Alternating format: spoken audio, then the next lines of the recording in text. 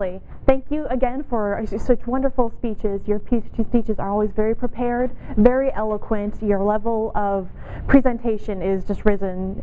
I mean, you were a great speaker when you came in, but it's so neat. We started at the same time. I wish I was right there with you. So great stuff going on in this speech today. This was out of the Leadership Excellence series, and I have to make a personal confession here. Generally, these Leadership Excellence, like, okay, all right, goals. I know how to set goals. I know what a SMART goal is. You did a fantastic job in making this information both very ebullient and interesting, and you kept our attention through the entire speech, which is fantastic. The things that I particularly loved about it, of course, the humor. Right away, you made us like you. You didn't come across as, I know everything about goals, I know how to do this, I've always been an overachiever, because those kind of people, at least for me, it's like, yeah, you know, if you think you know too much, you probably aren't going to really capture my attention. But you started with a joke about yourself, like, yeah, I didn't really have goals. I'm just a happy guy all the time. Your soccer reference there, the joke about goals, I thought was fabulous. So you captured our attention. You got us to like you. You got us to trust you, and got us to listen to you through the rest of the speech. So fantastic job there.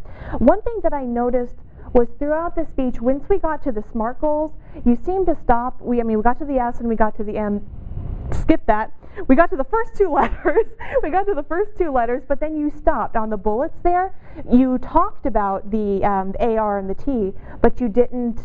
They weren't shown up as bullets. Did anybody else catch that? You just started with the first two. And so I thought we were going through all these segues, and the SMART mnemonic device there, what is a specific, measurable, achievable, realistic, and timed. That's very important, and I didn't think that got across. That should have been hammered in a little bit more, because you started to talk about making your goals realistic, having them have a timetable. But so we got a little confused there, and I thought we were going somewhere else. So by the time we got to the planning part, I was still kind of waiting for the rest to finish up there.